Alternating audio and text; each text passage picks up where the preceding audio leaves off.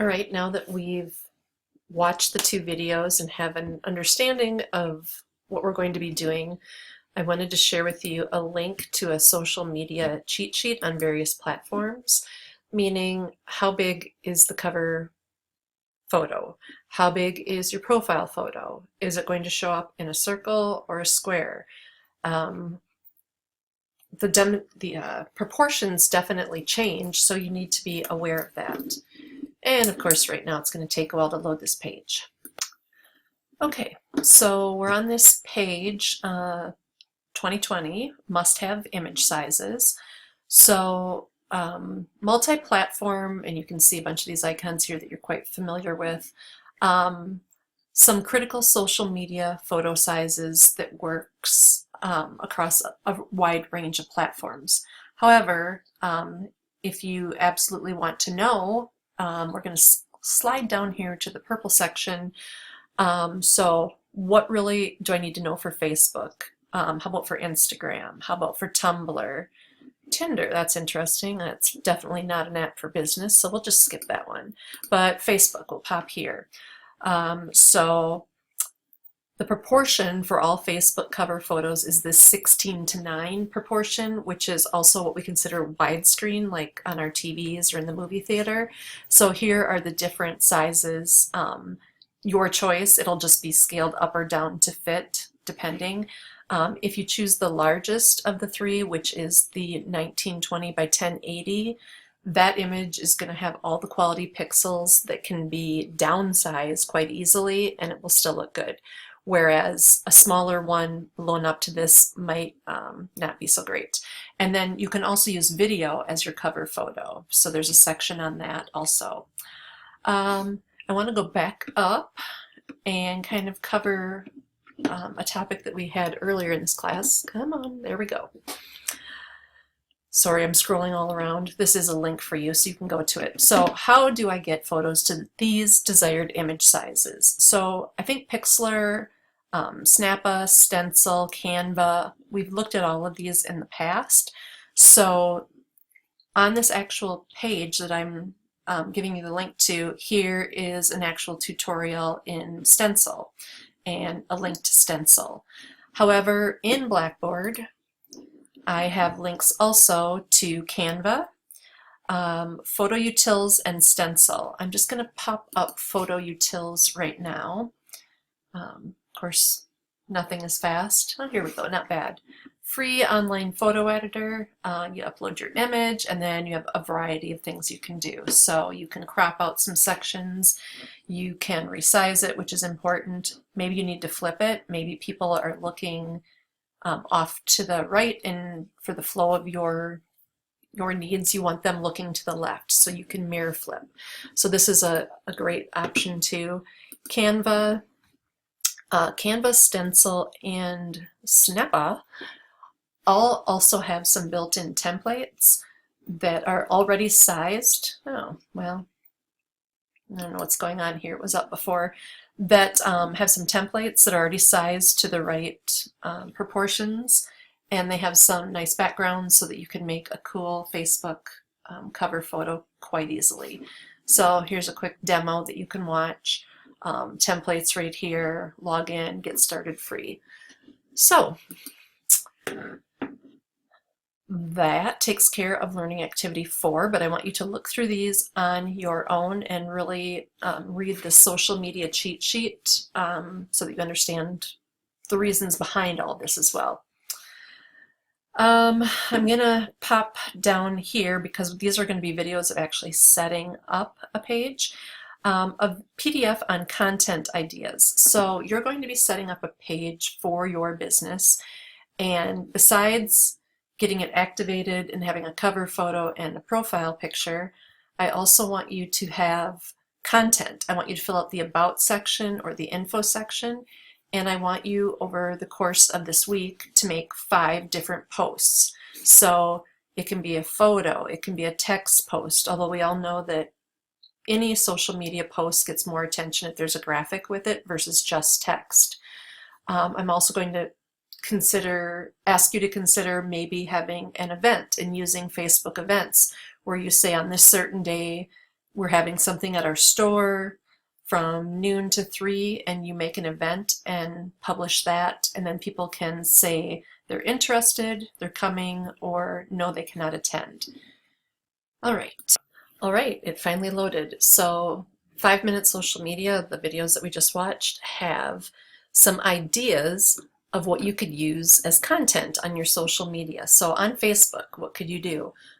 Photos of your products. Very obvious one, but very much so important. So if you are selling something tangible, a new product comes in, new shoes come in, whatever, photos, videos, multiple angles, product in action, or even the production of the product.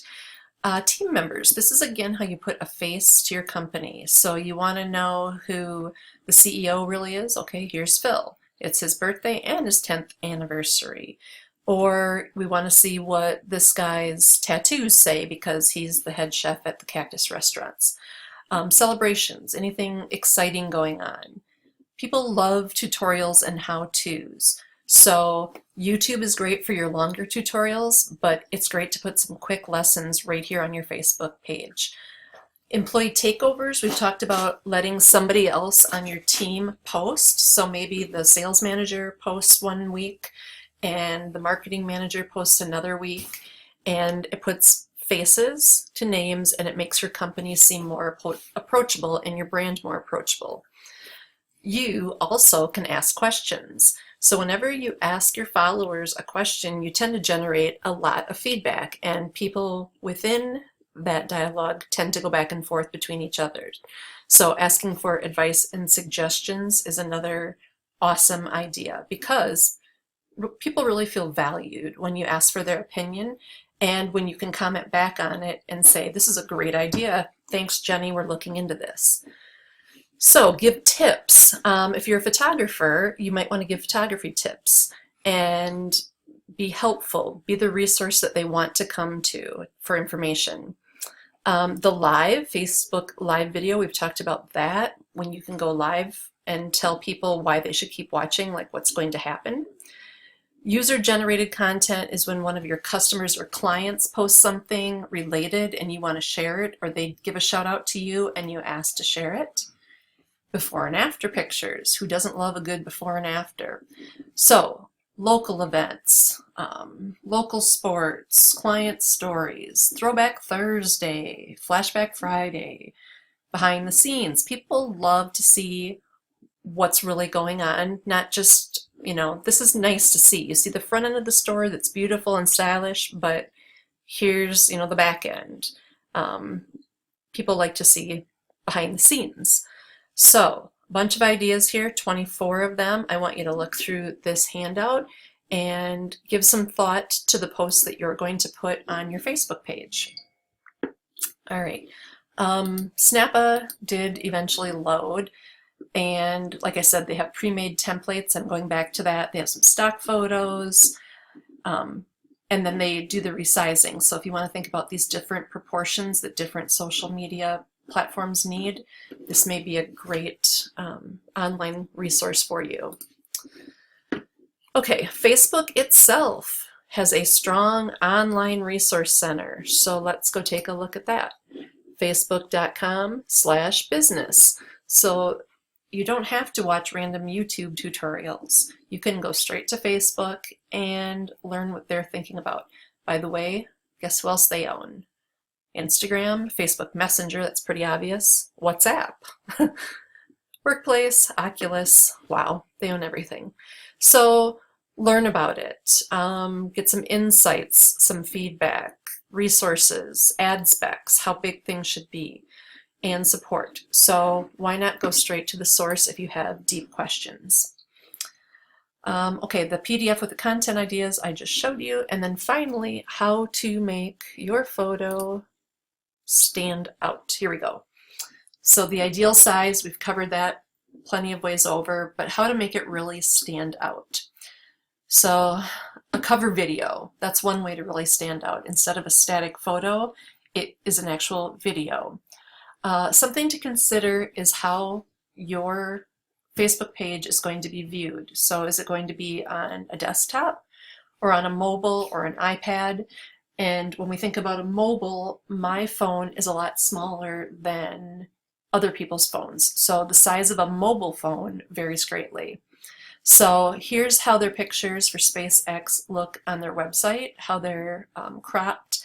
But on a mobile app, notice this more is cropped left to right, and you still have the same amount of sky, but it's definitely not as wide on a mobile app. So it's showing you that you have this red space that is the different zone that you're losing on different platforms. So there's desktop sizing, and make sure it looks good on mobile. So on mobile you get more height, less width, obviously. So your own photos are almost always best because they're authentic. If you need to use stock photos for whatever reason, you certainly can. So this has a link to free image sources. Unsplash is one I've mentioned and I use a lot, and Pixabay as well. So Canva, I mentioned that earlier. Canva offers pre-made templates, so here's a nice Facebook cover photo that's kind of pre-made. You're just changing text here. So, best practices for Facebook, and then what type of image attracts people? Emotion. People feel emotion leads them to take action.